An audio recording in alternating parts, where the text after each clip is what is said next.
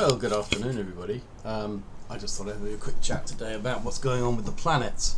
So we've just in still full moon phase. The moon opposed the sun yesterday. The sun is currently in Scorpio. So this is a water emotional sign of depth, power, and the power of water. And of course, in the moment in north of England, we've got floods going on. And this has been in the spotlight very much, of course. With the Mercury retrograde, people are being told a lot of things maybe about floodwaters. They're now reviewing that situation. It's probably to do with the rivers not being dredged properly, cost-cutting exercises and various things like that. But we're going to see how that develops over the next few weeks, and I hope for those people that the floodwaters soon diminish. And they're able to get back to living comfortably again. Now, let's look at Mercury at the moment. Mercury is in its retrograde cycle.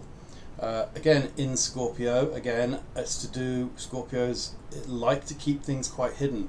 If you think of the archetype of the Scorpion, then you're looking at this idea of the thing that likes to hide itself away. I mean, it goes right down, hides under rocks, goes into the places where people just don't find it.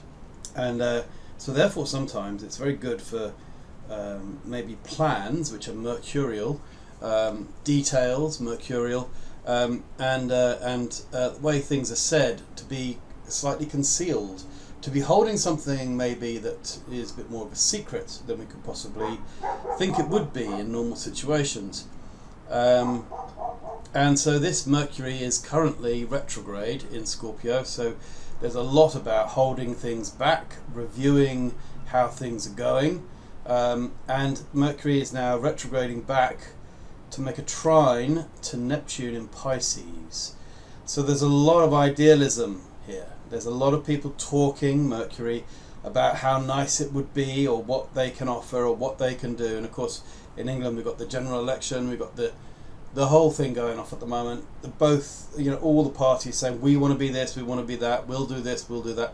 And that's kind of reflective of this idea of Mercury going back to make a trine to Neptune. This is like trying to describe something very artistically, very beautifully. It might be beautiful words that have a lot of depth and power to them. There's a lot of feeling behind it. But of course, don't forget the subterfuge and the strategy of hiding your real feelings.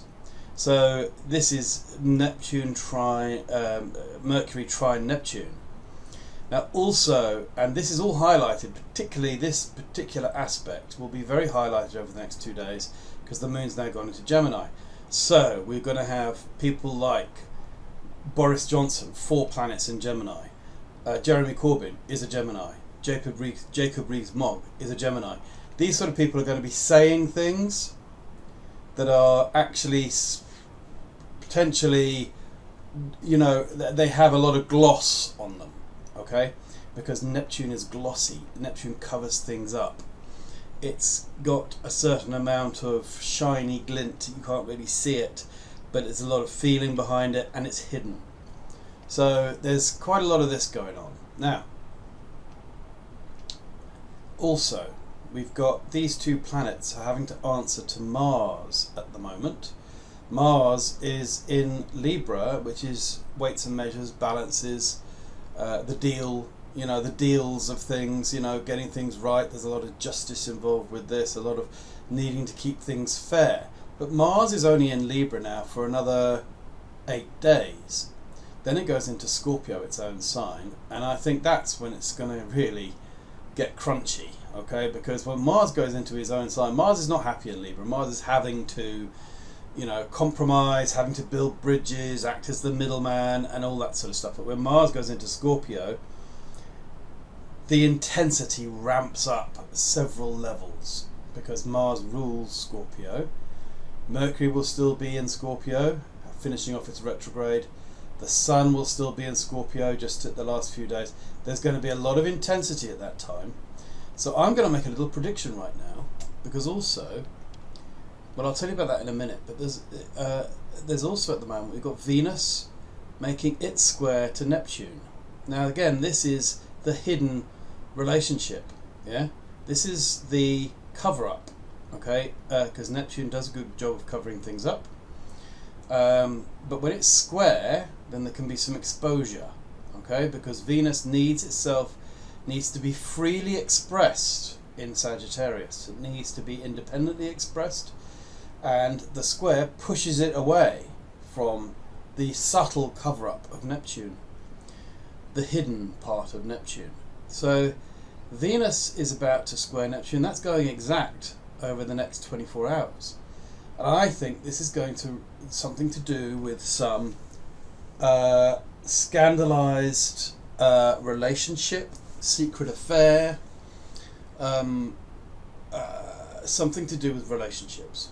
Okay, so something's going to be exposed that has been kept secret because everything's in, Sun and Mercury have been in Scorpio. There's been a lot of secrecy holding it down, holding it back, but now Venus wants to let itself be known.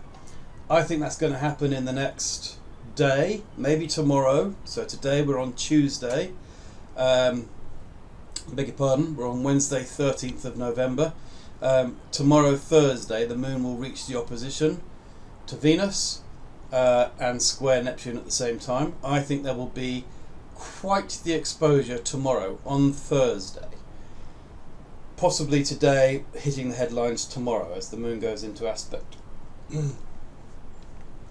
And someone has to then cover up with obfuscation, or they have to hide it, they have to cover it up, they have to glamorize it, they have to make it like doesn't really matter type stuff, but it matters. And the person I'm talking about, of course, and this ties in with this prediction, is Boris Johnson. I mean, it has to be, because Boris Johnson has got his moon, in his birth chart, his moon is at 0 degrees Scorpio, just here. And Mars is coming up to it. And when Mars reaches it, that's going to create a little explosion with the women in his life. Now, that can be his family standing, because the moon is the family as well. So it could be his sister, his brother, his father. They've all taken a strong stance against his what he's doing as Prime Minister. But also Boris Johnson leaves a trail of relationships where I think he's probably frustrated a lot of the women in his life. And this Mars is going to reach this. And so I think with everything at stake at the moment, particularly in terms of the general election coming up, I think the women are going to gather and give him something to think about and have to cover up. He can't cover it up anymore. Not when Venus squares Neptune, Mercury trines Neptune. The cover up is being kind of exposed, and then the Mars onto the moon here in a few days' time.